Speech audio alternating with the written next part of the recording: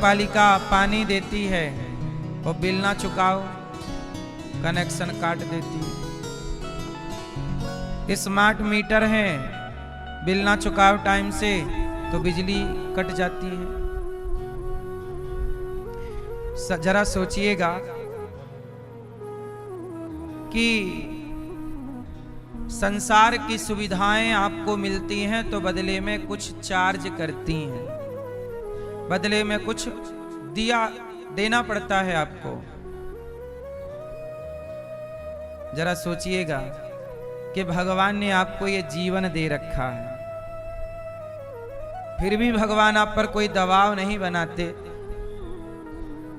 कि चलो हमें ये दो, ऐसी भक्ति करो, ऐसी पूजा करो। नहीं, तुम श्रद्धा से एक लोटा जल भी चढ़ा दो, श्रद्धा से एक बार भगवान का नाम भी ले लो तो भगवान इतने में खुश हो जाते हैं। पर आज का व्यक्ति इतना आलसी हो गया है कि श्रद्धा से एक बार भगवान की ओर देखता भी नहीं। देखना तो छोड़ दो, कुछ लोग कहते हैं कि हम तो भगवान को मानते ही नहीं हैं। जरा सोचिएगा, बैंक आपको 20-25 लाख रुपए देगी तो आप बैंक के कर्जेदार हो जाओगे, लेकिन परमात्मा ने आपको जीवन दिया है। क्या दिया है? जीवन। क्या आप उस बैंक के कर्जेदार तो हो गए, क्या आप उस परमात्मा के ऋणी नहीं हुए? बोलो, अब वो भगवान का ऋण कैसे चुकाओगे? बैंक तो कहती है कि हमें हर महीने किस्त चाहिए, भगवान नहीं कहते कि तुम हर महीने हमें किस्त दो। भगवान कहते हैं कि बस तुम हमारा उपकार मानते रहो, बस हमारी ओर देखते रहो कि प्रभु आप भक्ति करना चाहते हैं तो भक्ति का एक सरल तरीका है, भगवान की तरफ देखो और कहो कि प्रभु हम आपके ऋणी हैं। बस इतना कहा करो रोज, हे प्रभु आपने आंखें दी हैं देखने को, ना दिया होता तो हम अंधे होते, पांव दिए हैं चलने को, ना दिया होता तो लंगड़े होते। हम आपके ऋणी हैं। हम आपके क्या हैं? ऋणी हैं। आप भगवान के ऋणी हो, ये बात सही है कि गलत है? कितने लोग मानते हैं कि हम भगवान के ऋणी हैं? मैया बैठ जाओ, हम भगवान के क्या हैं? ऋणी हैं। मानते हो, अच्छी बात है, रोज कहा करो। यही धर्म है। आपने किसी से कर्जा लिया है तो जिससे लिया है वो जहां मिले उनका धन्यवाद दो कि भैया आपने मुसीबत में हमारा 5,000 रुपए देकर, 50,000 रुपए देकर साथ दिया है, हम जल्दी ही चुकाएंगे। आप भले, अच्छा ऐसा है कुछ लोग क्या होता है, पैसे लेते हैं और 1 महीने बाद जब वो मांगने वाला, देने वाला मांगे तो भाई साहब हमारे पैसे वापस करो, तो आप कहते हैं जी खा के भागे जा रहे हैं क्या? ये कहना आपका धर्म नहीं है। एक तो उसने आप पर उपकार किया है और आप उपकार करने वाले पर अपकार कर रहे हो।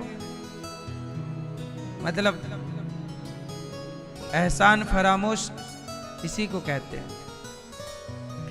जबकि होना क्या चाहिए कि जिसने आपकी मदद की वो व्यक्ति जहां मिले तो हाथ जोड़ करके उस व्यक्ति का धन्यवाद करते हुए कहो भैया इस महीने हमने आपको पैसा देने का कहा तो था पर व्यवस्था नहीं हुई, हमें कुछ समय और दीजिए, हम जरूर चुकाएंगे। आप इतना कहते रहोगे तो सामने वाले को तसल्ली रहेगी कि ये व्यक्ति ईमानदार है। ये व्यक्ति क्या है? ईमानदार है, बता रहा है कि इस बार नहीं है पर हम देंगे जरूर। उसको तसल्ली हो जाएगी कि हाँ ईमानदार। ऐसे ही ईश्वर को आप रोज कहो कि प्रभु हम आपके ऋणी हैं, आज हम आपका ध्यान नहीं, आपका नाम नहीं जप पाए, पर प्रभु आज हम आपको एक बार केवल देखने आए हैं, प्रभु आपका दर्शन कर रहे हैं। हे प्रभु आप ही हमारे हो, आपके सिवा हमारा कौन है भला। बस इतना भी आप कहते रहो हे नाथ, हे श्रीमन नारायण, आपके सिवा हमारा कौन है। इतना भी कहते रहो तो भगवान समझ लेंगे कि मेरा भक्त ईमानदार है, कम से कम ऋण तो समझ रहा है कि मेरे ऊपर ईश्वर का एहसान है, एहसान फरामोश तो नहीं है, नमक हराम तो नहीं है। इसलिए ईश्वर की ओर देखते रहो और धन्यवाद देते रहो। परमात्मा की भक्ति यही तो है। प्रभु हम आपके हैं, आप हमारे हैं, आपके सिवा हमारा कौन है, इतना कहा करो रोज। हे प्रभु हम आपके हैं, आप हमारे हैं, और केवल कहा ना करो, ये मानो, भीतर से फील करो कि भगवान ही हमारे हैं, भगवान के अतिरिक्त हमारा। आपको ऐसा लगता है कि आपका कोई है? मैया, आपको ऐसा लगता है? ये गलत फहमी यदि आपको है कि मेरे ये भी हैं वो भी हैं, ये गलत फहमी ना पालना।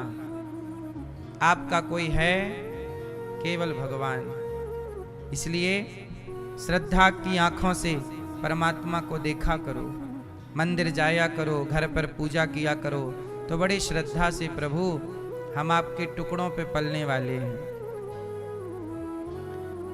यही श्रद्धा भाव होनी चाहिए।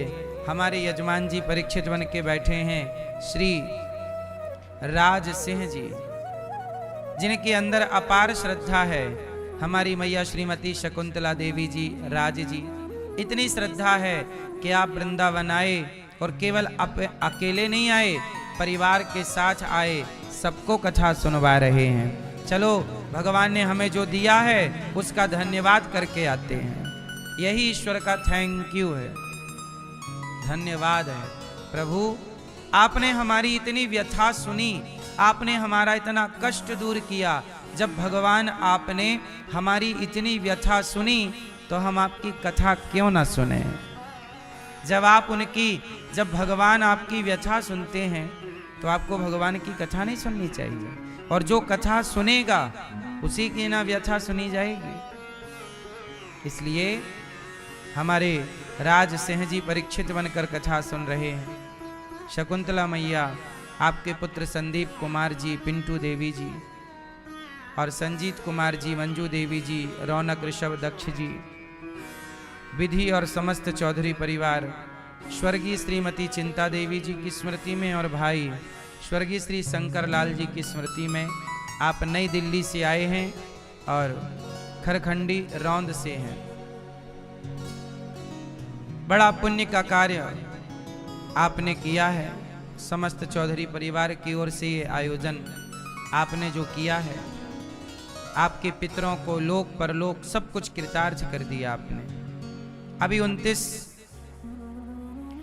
अप्रैल से 5 मई तक यहाँ भागवत जी के पोथी पाठ होंगे। आप भी अपने माता पिता को भागवत अवश्य सुनाओ। पितरों के नाम से पोथी पाठ यहाँ पर अभी भी पोथी पाठ चल रहे हैं। सैकड़ों परिवार ने अपने पितरों के लिए, पूर्वजों के लिए। आप में से कितने लोगों का यहाँ पोथी पाठ चल रहा है? हाथ उठाइएगा।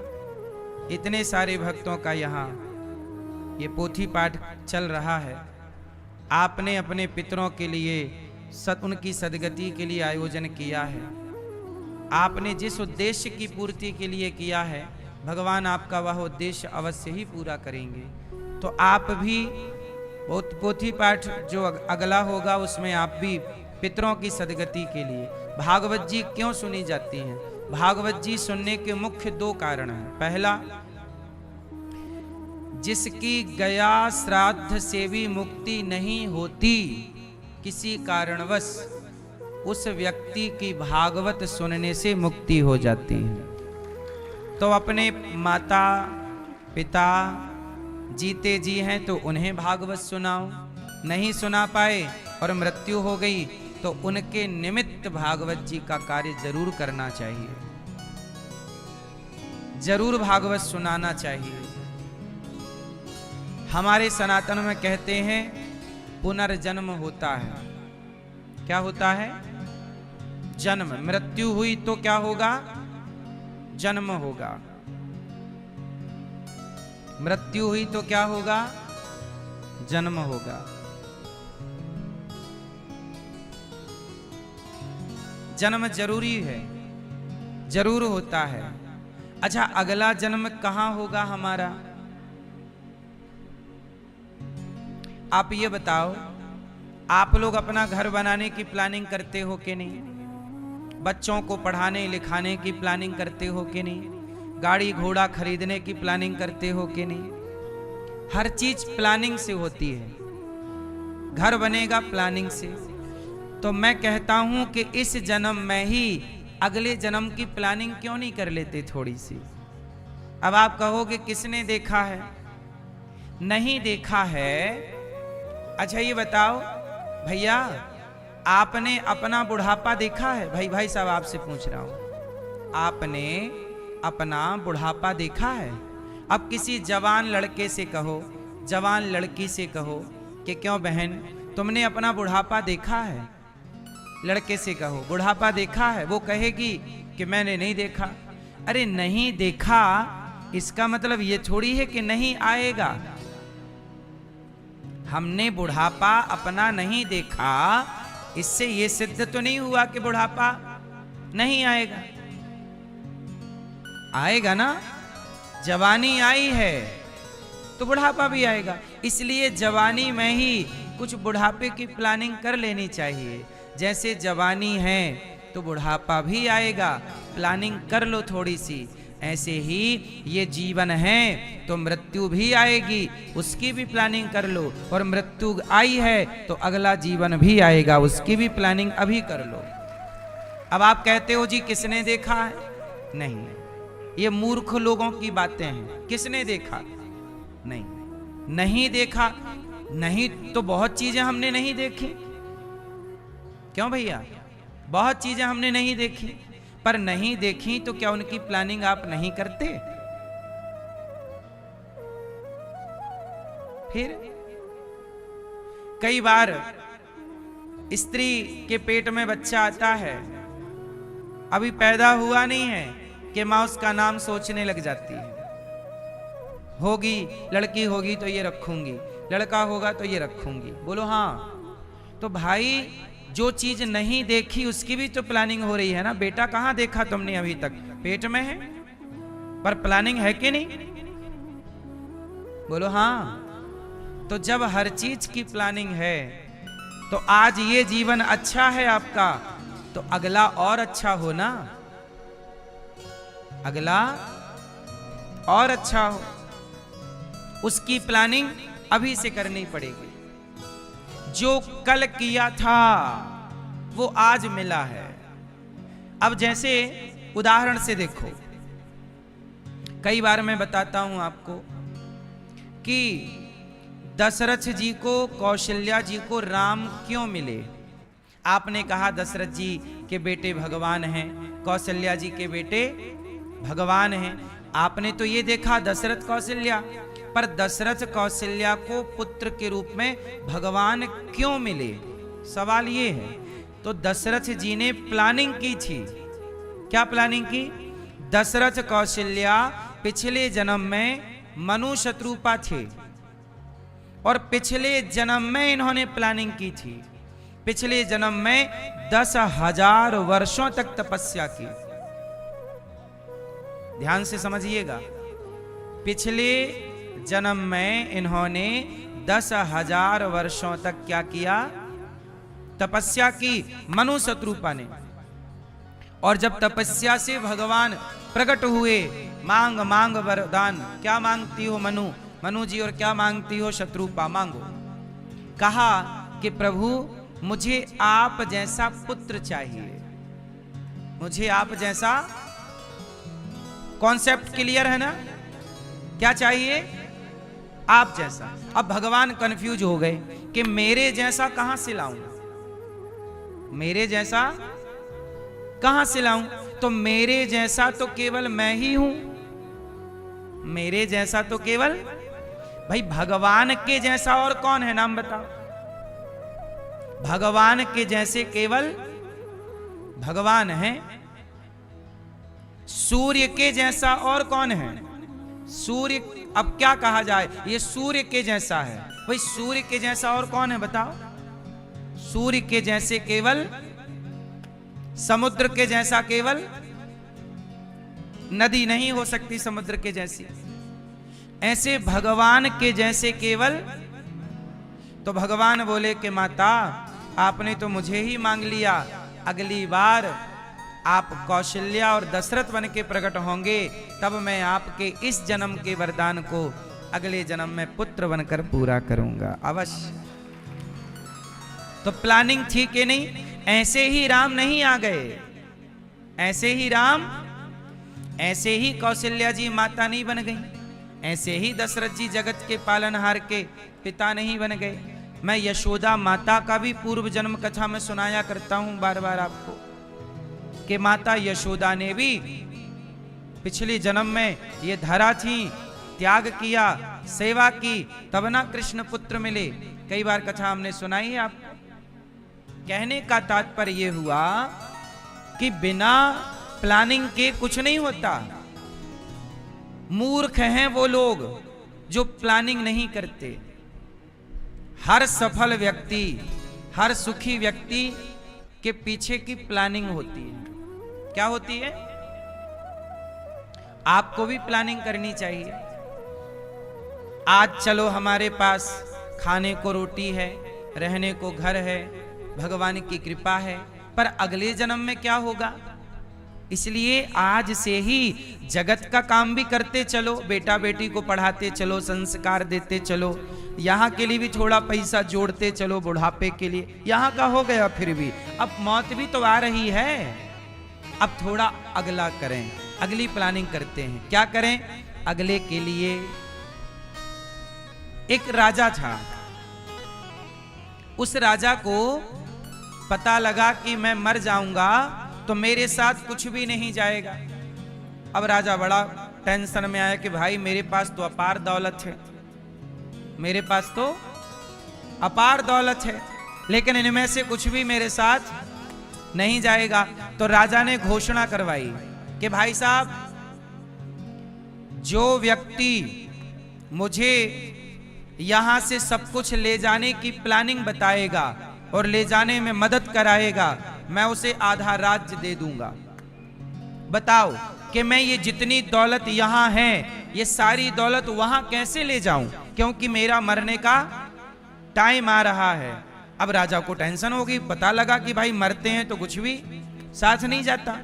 अब राजा को लगा यार इतना कमाए हैं, इतना युद्ध लड़के दौलत कमाई, सब छूट जाएगा, ये तो बड़ा गलत हो गया भाई। तो राजा ने दुंदुभी बजवाई, सुनो सुनो सुनो, राजा कह रहे हैं कि जो यहां से वहां दौलत ले जाने की व्यवस्था करेगा उसे आधा राज्य दे दिया जाएगा। अब बताओ, अब सारे लोग कंफ्यूज हो गए कि भाई आज तक यहां से वहां कोई नहीं ले गया, ये राजा पागल है, कह रहा वहां ले जाने की व्यवस्था कराओ। सब आए महाराज, कुछ साथ नहीं जाता, सब यहीं धरा रह जाएगा, आपको अकेले मरना पड़ेगा, सब ऐसी चला जाएगा। याद रख सिकंदर के हौसले तो आली थे, जब गया जमी से तो दोनों हाथ खाली थे, तुम भी खाली जाओगे। राजा बोले नहीं, मैं लेके जाऊंगा सब कुछ, मैंने इतनी मेहनत से कमाया है भाई, बड़ी मेहनत की है, मैं कैसे छोड़ सकता हूं सब दौलत यहां, किसके भरोसे छोड़ूंगा, मैं लेके जाऊंगा। अब राजा पागल सा हो गया, सब बोले राजा पागल हो गया। सबसे पूछे भाई साहब बताओ ना कोई उपाय, मैं कैसे ले जाऊं, कैसे ले जाऊं, कैसे ले जाऊं? आप लोगों के पास कोई उपाय है? क्यों मैया? मैया, ए मैया, लाल मैया, है कोई उपाय कि संग जाए सब कुछ, है ना? एक आध सोना तो ले जाना मेरी माँ, वो मंगल क्या बोलते रानी वानी हार, नहीं? फिर कैसी लगोगी वहां बिना हार की?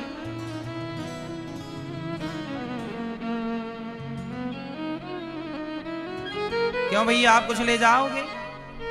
नहीं कुछ तो ले जाओ। आदमी ऐसे मर रहा है जैसे सब बांध के ले जाएगा। अब राजा बोला मैं ले जाऊंगा। अब एक संत जी जंगल में तपस्या कर रहे थे। अब सुनो, मैं आपकी व्यवस्था कराता हूं।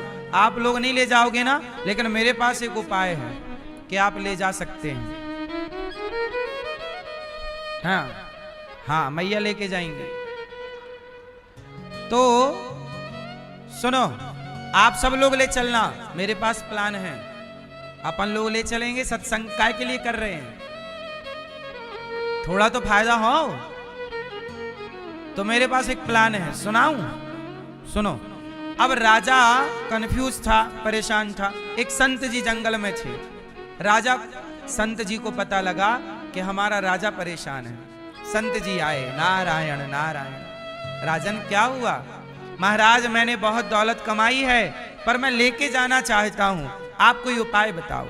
संत जी बोले मैं उपाय बताने ही आया हूं। चलो मैं उपाय बता रहा हूं, सुनो। हाँ हाँ महाराज बताओ। संत जी ने कहा ये बताओ, भारत का रुपया भारत में चलता है, भारत का रुपया भारत में चलता है, लेकिन ये रुपया अमेरिका में नहीं चलता, अमेरिका में डॉलर चलता है। आपको वहां जाना है तो इस रुपया का पहले डॉलर बनवाना होगा बैंक से।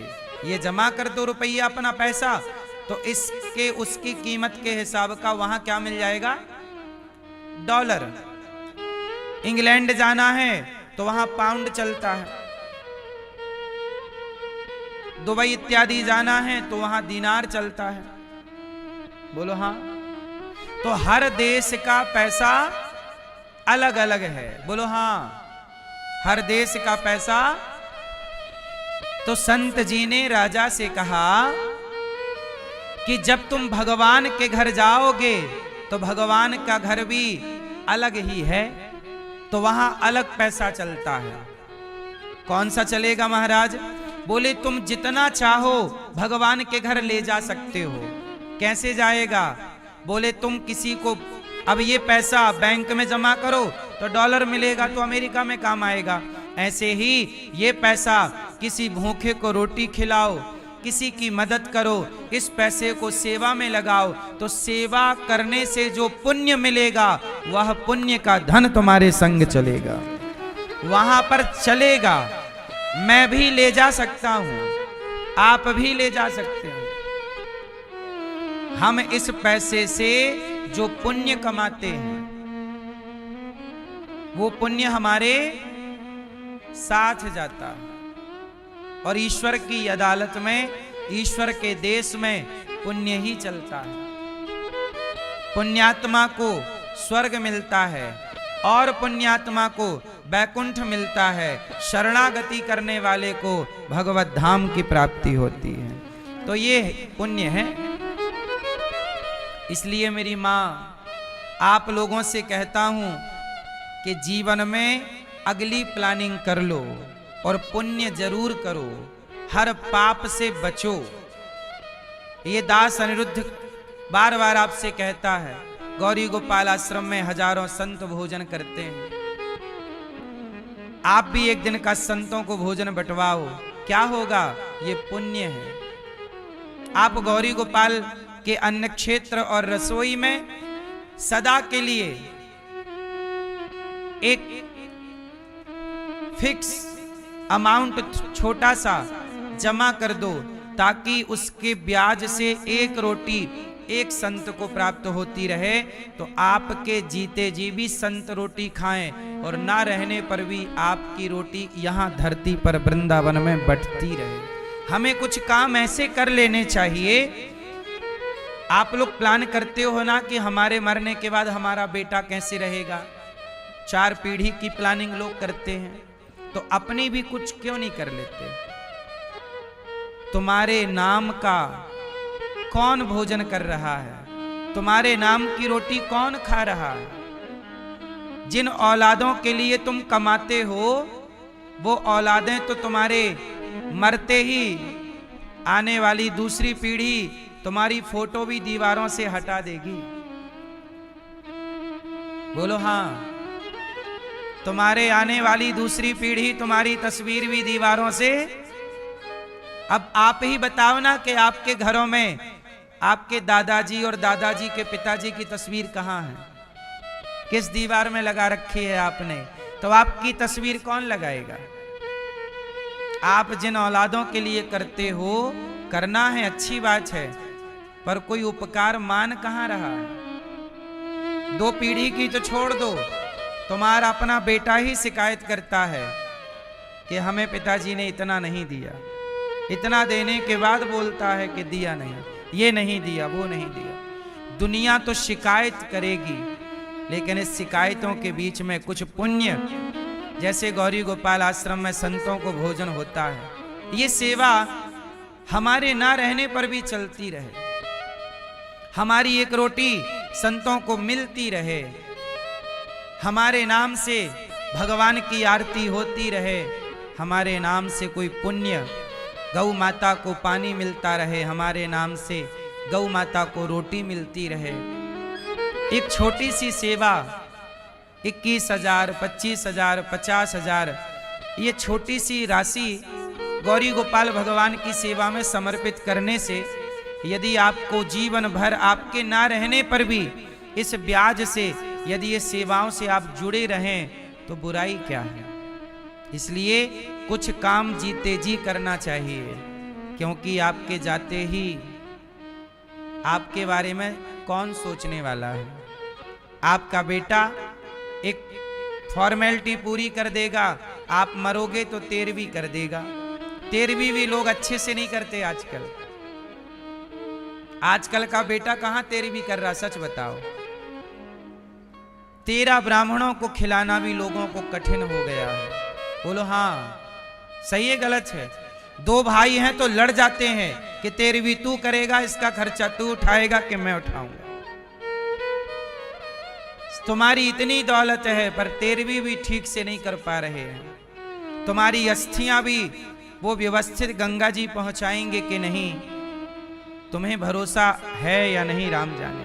पर आज की संतान रास्ता भटक रही है, अपने कर्तव्यों से भाग रहे हैं बच्चे। इसलिए हम कहते हैं जीते जी अपने को सब करके चलना है। बच्चे जो करेंगे वो प्लस होता चलेगा। हमें जीते जी कुछ प्लानिंग करनी चाहिए, अच्छे काम। अब देखिए ना, गौरी गोपाल गौशाला में हम साल भर के लिए भूसे का स्टॉक करते हैं, साल भर के लिए। ये प्लानिंग ही तो है। अब आप भी एक ट्रॉली भूसा यदि गौरी गोपाल गौशाला में देते हैं तो वह एक ट्रॉली भूसा आप ये समझिएगा कि कई महीने चलेगा, या ये समझ लीजिए साल भर चलेगा, क्योंकि एक एक ट्रॉली से भरा जाएगा और उसी में से कुछ कुछ निकाल के गायों को रोज खिलाया जाएगा। तो आपकी एक ट्रॉली का कुछ हिस्सा थोड़ा थोड़ा गाय को रोज मिलेगा। ये साल भर का पुण्य है। तो जरूर हमें गौ माता के लिए एक ट्रॉली भूसे का, अभी मौसम चल रहा है, आप एक ट्रॉली भूसा का दान गौ माता के लिए अवश्य करें और आप इन सेवाओं से अपने आप को जरूर जोड़ें। प्रिय भक्तों, हर व्यक्ति को प्लानिंग करनी चाहिए। अपने जीते जी अच्छी प्लानिंग कर लो, आने वाली पीढ़ी के लिए भी और आने वाले जन्म के लिए भी आप बेहतर प्लानिंग कीजिए। जैसे राजा परीक्षित जी को पता चला कि मुझे 7 दिन में मरना है, शाप लगा ना। परीक्षित जी को क्या लगा? इति लंघित मर्यादम तक्षकः सप्तमे हनि, आज से 7वें दिन आप मर जाओगे। परीक्षित जी को, जब परीक्षित जी को पता लग गया कि मैं मर जाऊंगा, तो उन्होंने प्लानिंग शुरू कर दी। क्या किया? क्या करूं क्या करूं, शाप लगा है 7 दिन में मरना, क्या करूं क्या करूं क्या करूं। तब सुखदेव जी आए, संतों की शरण में गए, कहा कि मुझे 7 दिन में मरना है, बताइए मैं क्या कर सकता हूं। संतों ने कहा कि 7 दिन ही बचे हैं और मुक्ति चाहते हो तो केवल भागवत सुनना ही विकल्प बचा है। भागवत सुनिए। तब राजा परीक्षित जी ने भागवत सुनी और 7 दिन में भागवत सुन करके अपने आप को मोक्ष का अधिकारी बना लिया। जबकि शाप से मरने वाला और सांप के डसने से मरने वाले व्यक्ति की जल्दी मुक्ति नहीं होती। सांप का डसा हुआ व्यक्ति जल्दी मुक्त नहीं होता, लेकिन ऐसे सांप के डसे हुए व्यक्ति को भी यदि भागवत सुनवा दी जाए तो उसकी मुक्ति हो जाती है। इसलिए कहता हूं अपने माता पिता को भागवत जरूर सुनाओ, और आप भी बच्चों के भरोसे ना बैठे रहो, अपने जीते जी कर लो। बच्चे उसमें साथ दें आपका ही अच्छी बात। अपने जीते जी, अपने मोक्ष का, अपनी मुक्ति का जीते जी की प्लानिंग सारी कर ली ना, अब छोड़ी। अब परीक्षित जी तो राजा थे ना, पर शाप लगा तो भागवत सुनी, ये प्लानिंग ही तो थी कि अब 7वें दिन मरना है, तो इन 7 दिनों में क्या करें, भागवत सुने। जीवन के अंतिम पड़ाव में परीक्षित जी ने भागवत सुनी। हम कहते हैं उस अंतिम पड़ाव का इंतजार क्यों करना है? उस अंतिम पड़ाव में आप चल फिर पाओगे क्या? जब तक चल फिर रहे हो तो आप जीते जी भागवत जरूर सुनिएगा। सुखदेव जी से परीक्षित जी ने कहा, मुझे शाप लगा है गुरुदेव, मैं क्या करूं? तब परीक्षित जी को सुखदेव भगवान ने कहा,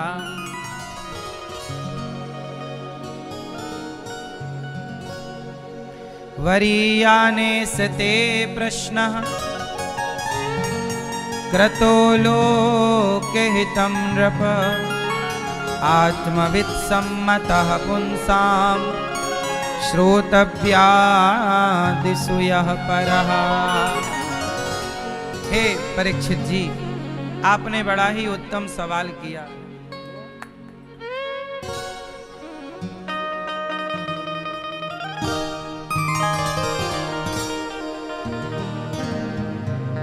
आपने बड़ा ही उत्तम सवाल किया।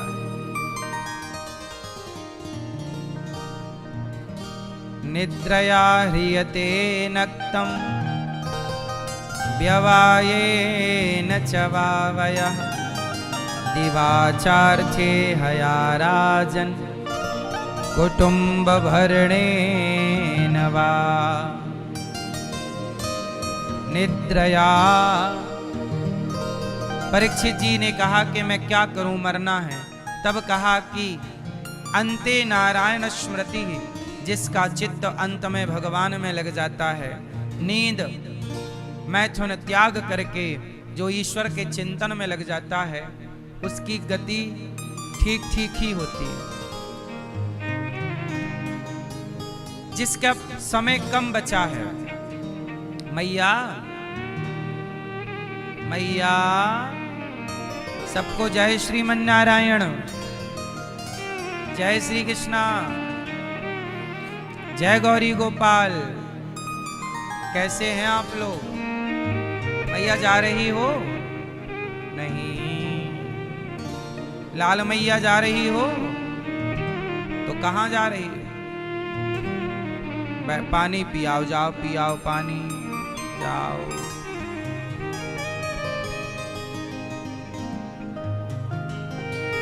सुनो,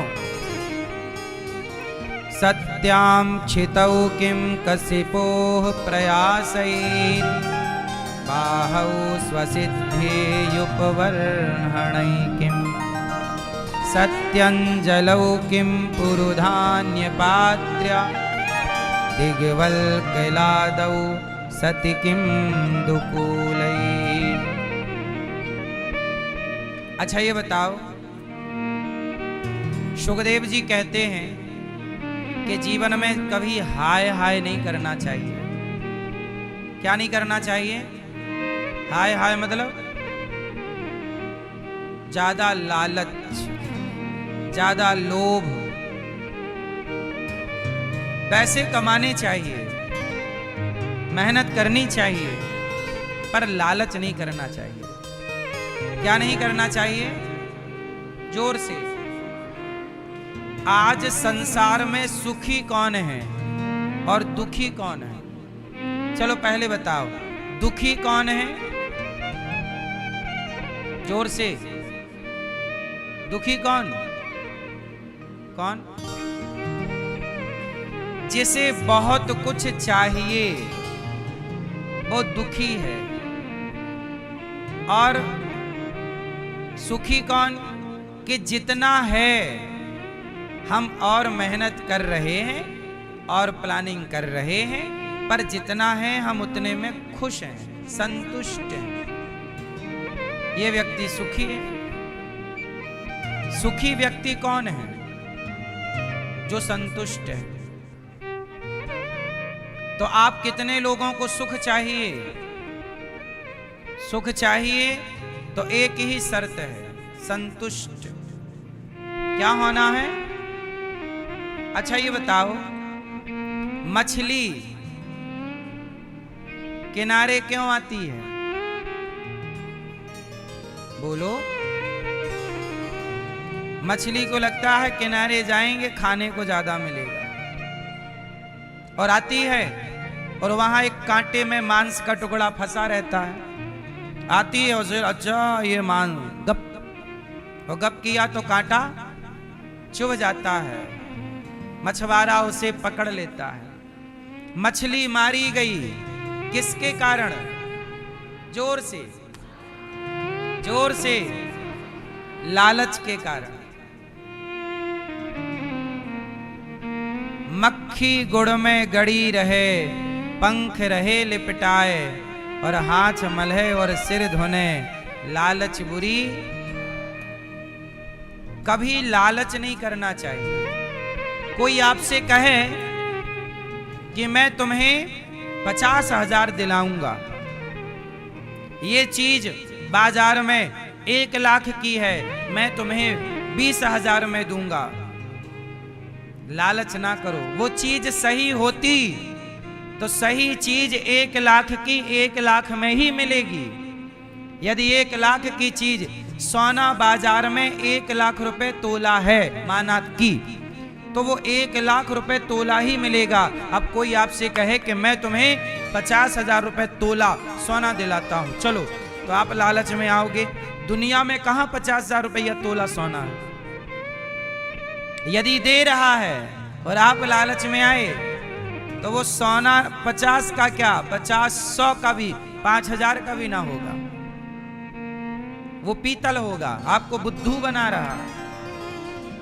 और आप कई बार लालचों में आकर, सस्ते के चक्कर में आकर फंस जाते हैं। एक कहावत है, सस्ता रोवे बार बार। सस्ता रोवे, जोर से, सस्ता रोवे और महंगा रोवे। सस्ता सामान बार बार रुलाएगा, और महंगा सामान जो ठीक होगा वो एक बार रुलाएगा कि इतना पैसा आए तब ये सामान ले। इसलिए कहता हूं कि विचार करके काम करना चाहिए। कौन सी चीज सही है, कौन सी चीज गलत है। लालच नहीं। कोई आपको कह दे कि ये सस्ता हम दिला दे रहे हैं, नहीं। जीवन में संतुष्टि होनी चाहिए। मछली क्यों मारी जाती है? लालच के कारण। उसका लालच खाने का है। आप लोग भी बीमार क्यों पड़ते हो?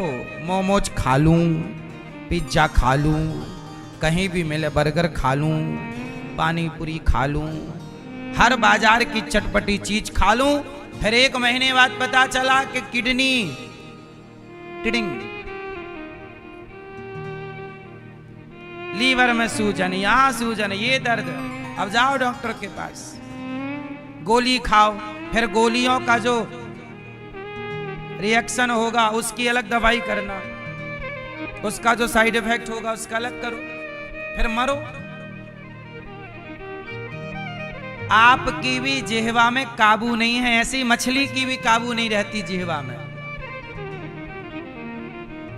ये नहीं कि समुद्र की गहराई में जा, गहराई ऊपर ऊपर नाचती है, इसलिए ना जाल में फंस जाती है। जो ऊपर मछली होती है वही जाल में फंसती है, जबकि समुद्र में गहराई ज्यादा। जो शार्क कहाँ रहती है? ऊपर के नीचे, वो उथले में कम रहती है, बीच समुद्र की गहराई में ज्यादा रहती है। तो समझदार है, हर समझदार व्यक्ति, हर जीव गहराई में रहता है, और हर दो कौड़ी की चीज उथले में है। आप भी यदि उथले में है ऊपर ऊपर, तब तो ठीक नहीं है। हर चीज की गहराई। बोलो हाँ। कौन सी मछली सुखी है? जो ऊपर है या नीचे है? हाँ, सुखी मीन जे नीर अगाधा। अगाध जल में मछली सुखी होती है, गहराई में मछली सुखी होती है। ऊपर होगी फंसेगी। जो ऊपर ऊपर हैं वो परेशान ज्यादा है, और जो गहरे हैं वो सुखी है। बोलो हाँ कि ना मैया। मछली लालच के का। अब लालच तो नहीं करोगे? और सुनो, भौरा, भौरा कमल में जाकर बैठता है शाम को। शाम होती ही कमल बंद हो जाता है, भौरा बैठा रहता है। वो चाहे तो छेद करके, क्योंकि भौरा लकड़ी में छेद कर देता है, तो कमल में कितना टाइम लगेगा? उड़ सकता है? नहीं उड़ता। सवेरे होने से पहले हाथी आता है और कमल तोड़ के खा जाता है। भौरा भी अंदर था, चला गया पेट में, मारा गया। किसके चक्कर में मारा गया? बोलो। लालच जो करेगा, चाहे वो मछली हो या भौरा, रस का लालच है उसे। किसका लालच है? हाथी कैसे पकड़ा जाता है? हाथी को पकड़ने के लिए क्या टेक्निक होती है? एक गड्ढा किया जाता है, उस गड्ढे में नकली हथनी बनाई जाती है, कागज की हथनी। काला पेंट वेंट करके हाथी को लगता है हथनी, दौड़ के जाता है। हाथी बहुत कामी होता है, वो हथनी के बिना नहीं रहता। तो हथनी का आदि बहुत है, जहां हथनी मिली वो उसे प्यार करने लग जाता है। तो हथनी के चक्कर में गया और गड्ढे में गिर गया, क्योंकि हाथी को स्पर्श अच्छा लगता है, हथनी का टच, स्पर्श। ऐसे ही जैसे हाथी मारा गया हथनी के चक्कर में, ऐसी तुम भी पराई स्त्री और पराई पुरुष के चक्कर में मारे जाते हो। ये लालच ना करना पर नारी का, पर पुरुष का। हाथी फंस गया इस चक्कर में। बोलो हाँ। तो लालच चाहे स्त्री का हो, पुरुष का हो, पर स्त्री पर पुरुष का, या खाने पीने का, गलत खाने पीने की चीजें। सही खाओ पियो, गलत की हम बात कर रहे हैं। एक और होता है हिरन। हिरन पकड़ने वाला बहेलिया बांसुरी बजाता है, और हिरन को बांसुरी की तान बहुत अच्छी लगती है। तो हिरन सुनता है, उसे बांसुरी मिल जाए तो वो सुनने लग जाता है, और जाता है और बाण मार देता है जो हिरन को पकड़ने वाला हो। लालच आ गया सुनने का। पागल, जंगल में कौन तुझे बांसुरी सुनाएगा? जंगल में कौन तुझे बांसुरी सुनाएगा? बांसुरी सुना रहा तुझे पकड़ने के लिए। फिर चाहे लालच, जैसे आप लोग भी सुनने का, पड़ोसन क्या करे, कान लगा लिया। हाँ, अरे आप लोग भी उसे हिरन की तरह मारी जाती हो। जब भगवान पूछेंगे आओ देवी जी क्या करती रही? 3-3 घंटे महाराज हम चुगली सुनती रही, निंदा सुनती रही। 3 घंटे रोज सुना निंदा, निंदा चुगली की, निंदा सुनी। सुनना भी पाप है, सुनना भी, कथा सुनना पुण्य है और निंदा सुनना, कथा सुनना पुण्य है और निंदा सुनना। आप लोग निंदा सुनती हो कि नहीं? मैया खाओ मां कसम के नहीं सुनती हो? पड़ोसन के पास तो बैठी रहती हो 2-2 घंटे, उसकी बहू के बारे में, उसकी बहू के, उसकी जेठानी के बारे में सुनती रहती हो दिन भर। मैया, ओ झोला वाली मैया, ओ मैया सुन तो लो मेरी मां। जा रही हो मेरी मां? जाओ टाटा, निंदा ना सुनना, ठीक। कान दिए हैं इसका मतलब ये नहीं कि गलत चीज सुनना भी, कई बार गलत सुनना भी पाप है। अच्छा मैया ये बताओ, सुनना भी पाप होता है कि नहीं? ये बात सही है कि नहीं? बोलो। जैसे आप किसी पुरुष की तारीफ करो, वो पुरुष देखो कितना सुंदर है। एक पतिव्रता नारी है जो अपने पति के साथ रहती है। उस नारी को यदि पराये पुरुष की बात बताई जाए कि वो पुरुष बहुत सुंदर, उसके ऐसे बाल, उसके ऐसे गाल, उसका ये स्वरूप, तो पराये पुरुष के बारे में सुनना भी पाप है एक सदाचारी नारी को। ये बात सही है कि गलत है? क्योंकि सुनने से ही बुराई प्रवेश करती है। आज सुना है, कल उसे देखने का जी करेगा, हैं? ऐसे पुरुषों को भी जो पति पत्नी व्रता पुरुष हैं, पराई स्त्री के बारे में सुनना भी पाप है। सुनना भी, जैसे आजकल लोग कहते हैं वो स्त्री इतनी सुंदर, उसकी सुंदरता ऐसी। सदाचारी पुरुष किसी नारी की सुंदरता की बात सुनना भी पसंद नहीं। आप हैं सुंदर तो हैं, पर हम क्या करें आपकी सुंदरता का? बोलो। आपकी पत्नी जैसी, आप अपनी पत्नी की सुंदरता के बारे में सुनिए। वो जैसी है, गोरी है, सांवली है, मोटी है, पतली है, वो अच्छी है। एक पुरुष को पराई स्त्री के बारे में सुनना भी पाप है कि उसकी आंखें ऐसी, उसका शरीर ऐसा, सब कुछ पाप है। लेकिन आजकल लोग धड़ल्ले से सुनते भी हैं और फोटो खींच करके जूम कर करके देखते भी हैं। बोलो हाँ। अब धरती पर पुण्य बचा कहां है? अब तो हर तरह से पाप ही पाप है।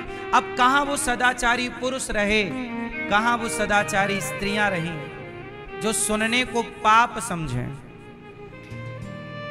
हमारे संत जन, ऋषि जन कहते हैं कि लकड़ी की स्त्री है, स्टैच्यू है, लकड़ी की क्या है? लकड़ी की है।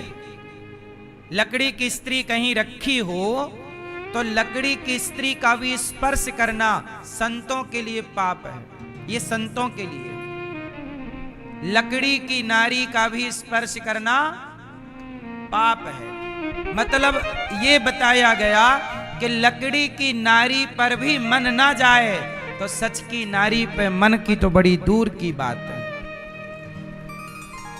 क्योंकि मन का कोई भरोसा नहीं। मन का कोई भरोसा नहीं। मन के हारे हार है, मन के जीते जीत। ये मन बेभरोसा। अच्छा सच बताओ, मन का भरोसा करना चाहिए कि नहीं? उत्तर दो। मैया चुप रहो मेरी मां। बताओ, मन का भरोसा करना चाहिए या नहीं? उत्तर जोर से, जोर से। अच्छा, जितने बूढ़े लोग बैठे हैं, मैया और भैया, आपसे हम पूछना चाहते हैं, बताओ